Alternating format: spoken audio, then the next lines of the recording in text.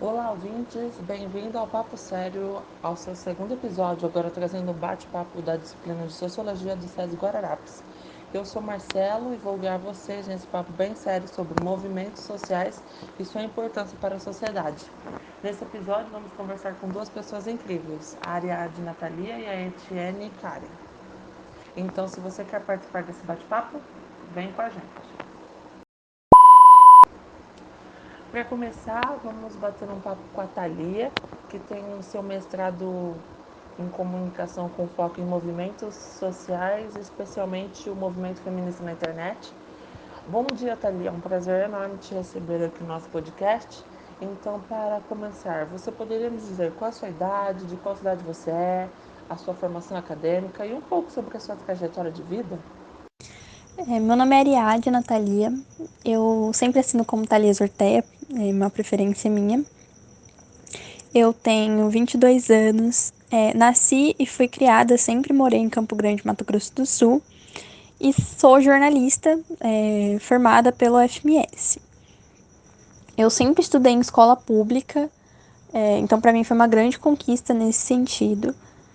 E eu fiz cursinho da UFMS em 2015, entrei na universidade no curso de jornalismo em 2016, concluí ao final de 2019 e agora eu sou social media da UFMS, eu trabalho na comunicação da UFMS desde 2020 e agora em 2021 eu ingressei no mestrado em comunicação, também na UFMS. Nossa, muito bom. Para darmos início, poderia nos dizer por que você escolheu o jornalismo como sua profissão? O jornalismo foi sempre uma profissão que me encantou, mas eu escolhi ele desde pequena mesmo. Eu tive uma confirmação no meu 7º ano, eu deveria ter 10, 11 anos no máximo. E eu tive uma confirmação que aquilo era o que eu queria pra mim. Mas eu fui falar sobre isso com a minha família, eu fui colocar, sabe, realmente uma decisão já no primeiro ano do ensino médio. E eu permaneci com isso desde então. E eu ingressei em 2016 na universidade. E é também uma profissão que me agrada muito, que eu vejo uma dinamicidade muito grande, uma pluralidade, de escutar tantas histórias, tantas vidas, tantas pessoas diferentes. Então é uma profissão que realmente tem esse contato com o outro, contato com as histórias, contato com a vivência de outras pessoas, com as experiências de outras pessoas. Isso era algo que me encantava muito.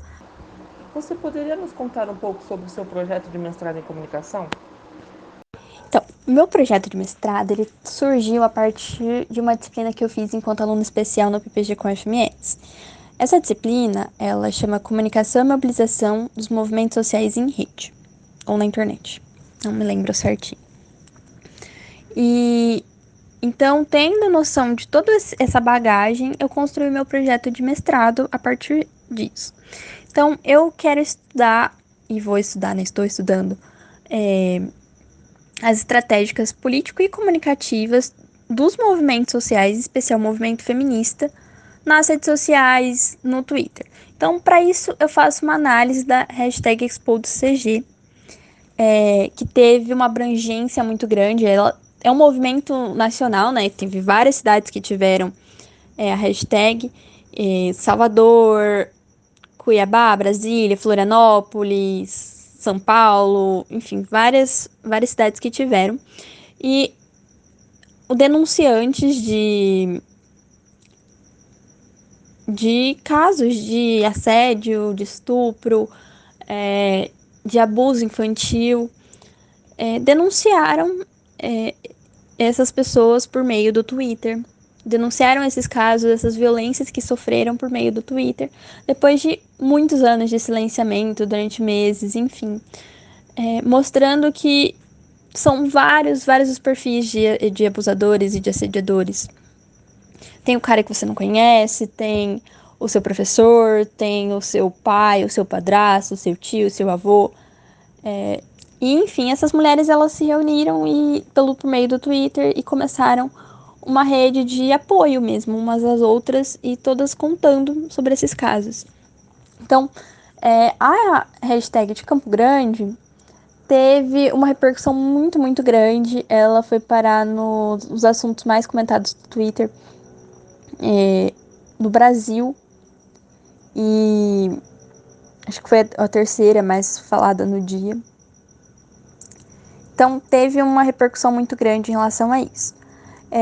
Eu começo a entender, então, as estratégias mesmo desses movimentos, desse movimento feminista, por meio do Twitter, por meio do ciberespaço, entendendo mesmo como uma estratégia ciberativista. E eu começo a entender também que, além de enfrentar a cultura do estupro, além de enfrentar e debater sobre como esses casos são silenciados e qual a repercussão que isso tem na mídia, eu também começo a entender que essas formas de compartilhamento na internet, não só da hashtag ExposeCG, mas também do meu primeiro assédio, Me Too, teve outras também que foram relacionadas a assédios de jornalistas, enfim, N questões. Elas são formas de comunicar, formas de se expressar, formas de tornar público algo que era destinado ao privado. Então, quando esse tipo de coisa acontecia, a mulher ela era sempre indicada pela sociedade, era sempre levada a deixar em silêncio, a não falar sobre isso, a não demonstrar, a guardar isso, né? Então tem uma separação ali do público e do privado, onde o público é voltado para o homem e o privado é voltado para a mulher, a casa é voltada para a mulher. Os ambientes, os espaços públicos e privados, eles são muito bem delimitados na sociedade em que a gente vive, na sociedade patriarcal em que a gente vive. Então, a partir do momento em que uma mulher rompe essa barreira de tornar público aquilo que ela passou, de tornar público, ela vai contra todo um sistema. Então eu entendo que o pessoal, ele é político. E é político porque ela compartilha essas vivências, e aí outras mulheres veem aquilo e entendem que pode ser uma violência que ela sofreu também. Por exemplo, principalmente em casos de estupro, em que a vítima ela é casada com o assediador, com o abusador dela. Para ela, não. Para ela não está afim de ter uma relação sexual. E mesmo assim, ela é obrigada a ter isso. E muitas mulheres, elas não entendem que... Elas não têm essa noção de que isso é um estupro. E a partir do momento em que ela vê o relato de outra mulher, ela pode se identificar naquela situação. E não só nesse caso, tem outras situações, meninas que podem entender que sofreram abuso anteriormente, violência psicológica, violência patrimonial, violência sexual, enfim. Tem várias situações em que a mulher, a menina, ela pode ver a situação que outra menina viveu, identificar ali o que ela passou, e também poder contribuir com a sua história. E uma, vendo que a outra também passou por aquilo, tem uma força muito maior de denúncia, tem uma força muito maior para não deixar esses casos no privado, não deixar esses casos silenciados. Qual foi o seu primeiro contato com esses movimentos? Meu primeiro contato com o feminismo, realmente em contato com o feminismo, foi durante a graduação, foi durante a faculdade, quando eu entrei dentro da universidade pública e eu tive contato com outras experiências, com outras realidades, com outras vivências que eu não tive anteriormente. Então eu estava muito aberta para isso, sabe? Eu estava muito aberta para conhecer essas realidades e para debater sobre esses assuntos. Então foi me despertando uma curiosidade muito grande, foi me despertando uma curiosidade de pesquisa, uma curiosidade de entendimento e de uma visão de mundo mesmo. E aí eu comecei a pensar de uma forma mais... Sim, foi como uma nova visão de mundo mesmo, assim, sabe? Em relação ao feminismo. E fui trazendo isso pra minha vida. Fui trazendo esses valores do quanto a mulher pode e ela vai estar no lugar em que ela quiser estar. E o quanto a nossa sociedade é machista, o quanto a gente passa por diversas situações em que homens não passam. Então, eu realmente tive esse contato maior durante a faculdade, eu pude ter essa experiência maior durante a faculdade. Acho que é isso. E para finalizar, Thalia, quais organizações ou movimentos sociais você já participou? E se você não participou de nenhum, qual você gostaria de participar? Eu sempre participei mais de encontros, de mobilizações, de coisas que eu não organizava, do que em relação à organização, alguma reunião, enfim, um coletivo, por exemplo. Então acho que seria legal participar de um coletivo, além do Margarida Marques, porque como ele não é muito ativo, então acho que eu nem considero tanto. Mas ao mesmo tempo é algo muito intrínseco a mim, então acho que mobilizações, se eu ficar sabendo que vai ter uma mobilização, eu vou participar. E muitas mobilizações que são online eu acompanho. Eu realmente acompanho, às vezes eu participo, não tão ativamente, né? Porque tem que ter um pouco mais de local de fala. Mas acompanho muito mesmo. Então acho que é isso, assim. Se eu tivesse a oportunidade de atuar ativamente em uma organização enquanto jornalista, como perspectiva de gênero, acho que é algo que eu mais gostaria mesmo, assim, de jornais independentes. Então, acredito que seria isso, assim. Nossa, Thalia, muito obrigado pela sua participação. Eu adorei muito conversar com você. E só para ressaltar quanto importante foi suas falas, porque elas mostram que os movimentos sociais não são apenas participar de manifestações ou de atos presenciais. Elas também ocorrem nas redes sociais, nas faculdades e em vários setores da nossa sociedade. Muito obrigado mesmo. Agora vamos conversar com a nossa próxima convidada, Etienne Karen, jornalista, design gráfica, fotógrafa e ativista do movimento negro. Bom dia, Etienne. Então, para começar, você poderia nos dizer qual é a sua idade, de qual cidade você é, sua formação acadêmica e um pouco sobre sua trajetória de vida?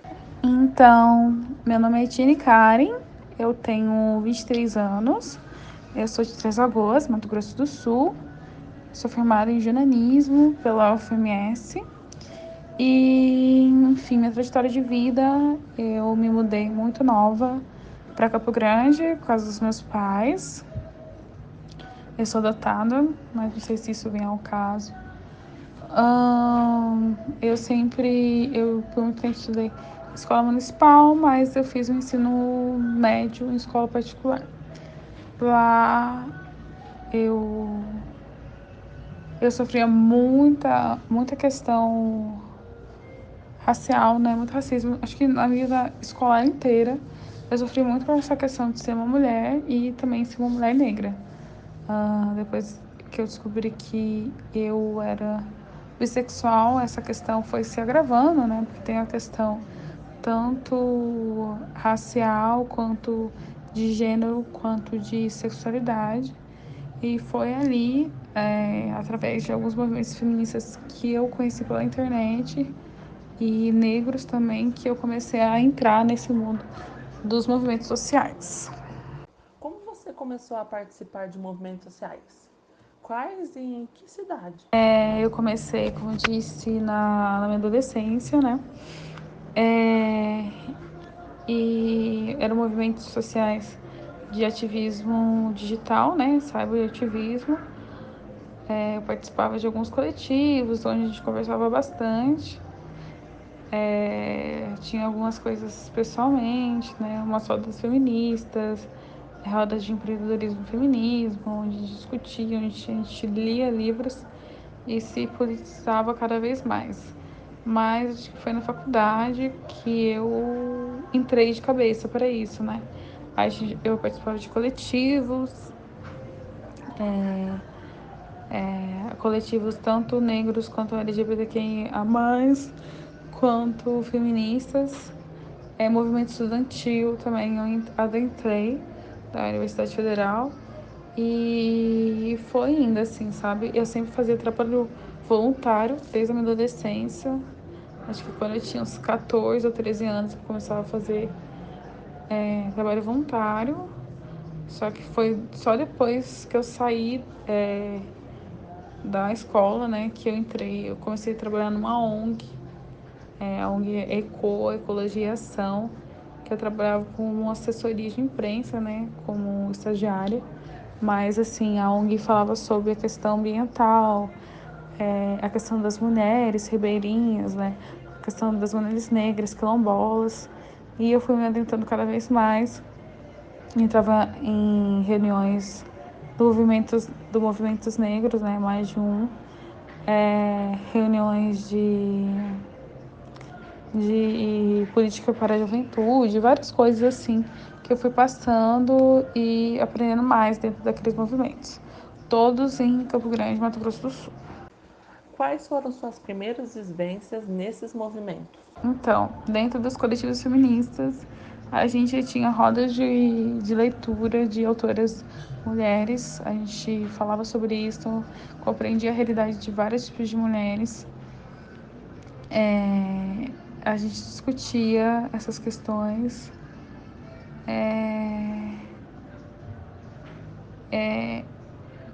Se colocava como protagonista dessas discussões, entendia a questão regional, como era um coletivo que tinha mulheres do Brasil inteiro. A gente conversava bastante sobre regionalidade, sobre questão de tipos de mulheres. Tínhamos mais velhas, tinha mais novas, tinha eu que era adolescente, enfim. A gente discutia isso para compreender quem somos nós e o que nos forma. Depois, eu passei por coletivos negros, onde discutia o papel da negritude, onde a gente falava sobre ações afirmativas, sobre mortalidade da juventude negra brasileira, sobre música, sobre várias coisas assim, sobre empoderamento negro também teve. E depois, mais pra frente, o LGBTQIA+, na luta contra a saúde da população, sobre a questão trans, né, e transexual, que eu entrei apenas como uma pessoa para ouvir, sabe, para mediar alguns eventos que teve. Basicamente foi isso. Como a população se relacionava com o movimento ou com esse ativismo? Esse maior contato com a população aconteceu no movimento estudantil, quando em 2019 o Bolsonaro entra, né, em 2018, não, entra em 2019 mesmo, e 2019 ele entra, e a gente vê os cortes na universidade pública, então a gente decide fazer movimentos, passeatas e conversar com a população em si. Mas um pouco antes, agora que eu lembrei, em 2018, antes, durante a, a, a campanha eleitoral, um coletivo feminista de mulheres, chamado Mulheres pela Democracia, a gente decidiu ir em bairros, conversar com as pessoas, em, tipo, todo tipo de bairro mais periférico, para conversar com as pessoas, para tentar virar voto, esse tipo de coisa. E a gente se deparava muito com um pessoal muito receoso, um pessoal que não gostava de conversar sobre isso, um pessoal muito arisco, alguns bem desrespeitosos, mas algumas pessoas abertas também, então depende muito do que a gente estava falando com eles. E durante 2019, com o movimento estudantil, as pessoas também tinham essa noção de que a gente era vagabundo, que a gente não estudava, que a educação não era nada, menosprezava toda essa situação, sabe? Antes desse bate-papo, soube que você organizou uma manifestação no Carrefour de Campo Grande por conta da morte de um jovem negro nessa rede de supermercado. Você poderia nos contar como foi essa mobilização e o processo de organização desse ato? Então, eu estava nessa organização, na manifestação no Carrefour, eu fui. A mobilização sempre acontece através de grupos de WhatsApp que a gente tem, dos movimentos que a gente participava. Nessa época eu estava com o coletivo Alanis Mateusa, participando e fundadora dele. Agora ele está inativo, mas enfim. E a gente foi para frente, falou palavras de ordem, e buscou tentar conscientizar as poucas pessoas que tiveram com a gente. Mas é muito difícil, assim, porque muitas pessoas não veem essa luta como legítima, sabe? Porque não acontece no Estado, ela não as toca, sabe? E é muito complicado, assim. Mas eu compreendo hoje em dia que manifestação por manifestação não leva a lugar nenhum, que a gente tem que pensar em mudanças efetivas em todas as esferas políticas e sociais. Então, é importante a gente estar levando essa conversa para as escolas, é importante a gente estar levando essa conversa para as igrejas, é importante a gente estar levando conscientização para as pessoas em todos os lugares, para que elas para que elas entendam que isso tem a ver também com uma questão que tange a vida delas, que é sobre a vida delas, que elas precisam participar, sabe? Muito mais do que fazer alguma manifestação em onde as pessoas não se importam. Quais mudanças você conseguiu observar ao longo do tempo, quanto à conquista e a demandas de desafios? Acho que grandes ativistas, grandes militantes existiram e ainda existem, porque muitos estão vivos, da década de 60, 70, 80, 90. E eles são muito importantes para que eu consiga ter entrado numa universidade, de eu conseguir entrar numa empresa, enfim, de várias coisas que os meus pais, os meus avós nunca conseguiram, sabe? Então, eu acho que a gente melhorou muito, mas ainda há muito a se conquistar, sabe? A questão da mortalidade, que é uma das coisas que a gente mais luta, assim, é o fim da morte da juventude negra, é o fim da morte de mulheres e homens trans, é o fim da morte de mulheres negras grávidas em hospitais, sabe? Então a gente tem que pensar primeiro em acabar com essas mortes prematuras que podem ser evitadas, sabe? São lutas que a gente está lutando, sabe? E não são fáceis. A gente perde. A violência policial é uma coisa que mata muito. Só que a gente tenta sempre não desanimar, tentar sempre se reconstruir, pensar nas outras vitórias que a gente tem aos poucos. Nesse governo Bolsonaro é muito difícil falar sobre vitória, porque existe muita derrota, assim, muitos direitos que a gente está perdendo e a gente está revendo isso, sabe? Agora, para finalizar, como você se sente pertencendo a essa causa? Eu me sinto muito grata, mas ao mesmo tempo muito puta, porque a gente tá na linha de frente e a gente vê absurdos, a gente vê pessoas passando fome. Agora eu tô na CUFA, né, na Central Única das Favelas, que é uma ONG que atende, né, pessoas em situação de precárias, né, dentro das favelas brasileiras. E é muito difícil essa situação, sabe? Porque você vê quanto existe descaso do governo, onde o governo está faltando, sabe? Onde não chega, sabe? E é muito triste isso. É muito triste ver perder militantes. É muito difícil ver quantas pessoas não ligam. Enfim, mas assim, é um sentimento bom também de achar um grupo, né, que não tá tão alheio, não tá tão cego às coisas que estão acontecendo. Acho que é isso. Nossa, Etienne, muito obrigado por conversar com a gente, muito obrigado por participar do nosso podcast e vir mostrar um pouco da sua luta, do seu ativismo que você vivenciou em toda a sua vida. Muito obrigado, um grande beijo para você. Nossa, gente, que conversa boa, que conversa enriquecedora pra gente, né? Obrigado por nos acompanhar nesse bate-papo. Você ouviu o papo sério sobre movimentos sociais e seus impactos na sociedade. Esperamos você em uma nova oportunidade. Até lá!